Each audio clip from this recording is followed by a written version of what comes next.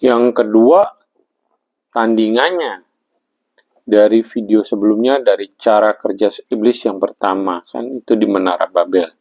Nah, di video kali ini yang kedua, tentu saya akan kasih tandingannya, yaitu cara kerja Tuhan kita, Yesus Kristus. Cara kerja Tuhan itu bisa dibilang saya temukan di Kejadian 1 ayat 28. Saya bacakan Kejadian 1 ayat 28. Demikianlah firman Tuhan. Allah memberkati mereka. Allah berfirman kepada mereka, beranak cuculah dan bertambah banyaklah. Penuhilah bumi dan taklukkanlah itu. Berkuasalah atas ikan-ikan di laut dan burung-burung di udara dan di atas segala binatang yang merayap di bumi. Yang saya highlight dari ayat Kejadian 1 ayat 28 ini adalah beranak cucu, bertambah banyak, dan penuhilah bumi. Beranak cuculah, bertambah banyak, dan penuhilah bumi. Beranak cucu, bertambah banyak, dan penuhilah.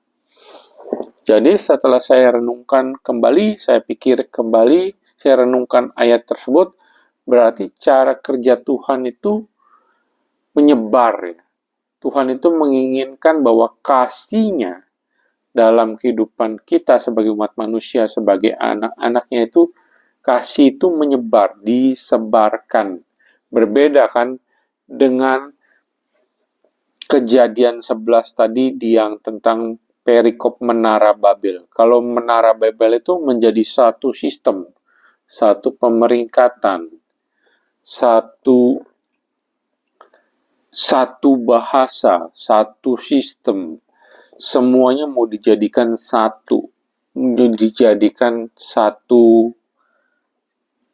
tujuan, satu sistem, satu pemeringkatan. Itu jadi kayak semacam kompetisinya terasa kental karena semuanya ingin menjadi nomor satu.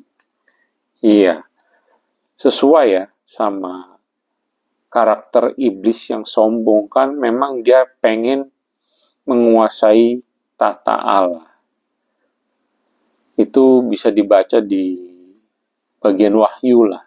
Intinya ya begitu, jelas ya. Jadi sekarang perbedaan antara SOP-nya iblis di Menara Babel, Kejadian 11, segalanya ingin jadi satu sistem, satu bahasa, satu pemeringkatan gitu kan. Jadi satu menara Babel namanya.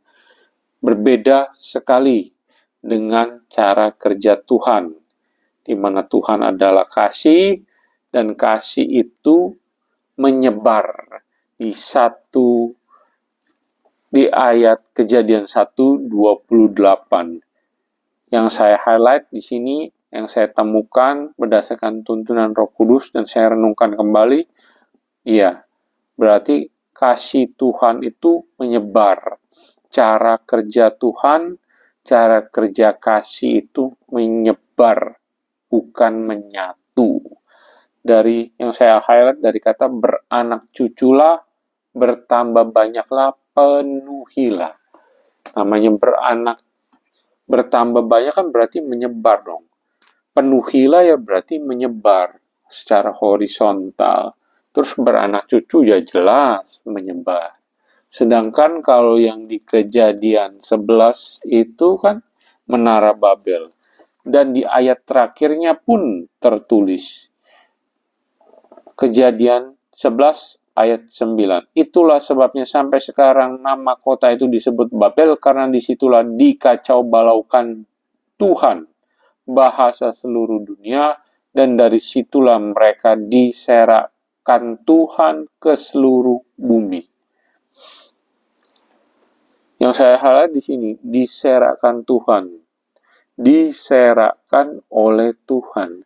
Berarti ya benar, cara kerja Tuhan itu ingin semuanya menyebar. Berserakan kan tercecer ya. menyebar ke sana kemari. Jadi cocok ya bisa dibilang.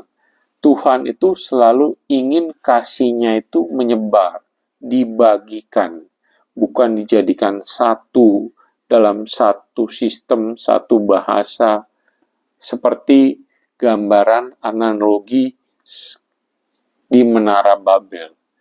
Jadi ini yang mau saya sampaikan lewat 2 video antara SOP daripada setan dan SOP daripada Tuhan.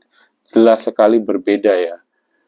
Kalau SOP dari setan, iblis, itu seperti Menara Babel di Kejadian 11 ayat 1 sampai 9, itu semuanya tentang satu, menyatu, tapi berkumpul, menyatu. Tapi kalau kerja atau SOP dari Tuhan kita Yesus Kristus, kerja dari kasih yang diharapkan Tuhan kepada kita umatnya, itu menyebar, beranak cucu, bertambah banyak dan penuhilah.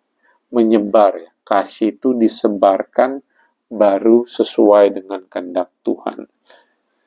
Saya ulangi kembali, kesimpulannya adalah cara kerja atau SOP dari iblis itu satu, menyatu, satu sistem, satu bahasa, satu menara.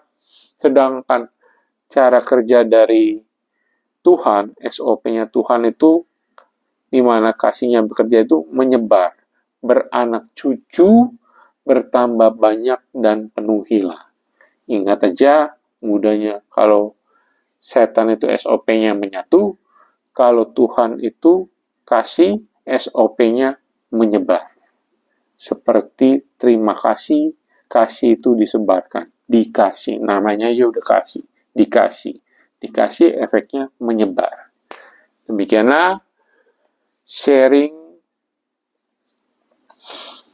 firman tentang SOP kerja setan dan Tuhan, jelas berbeda.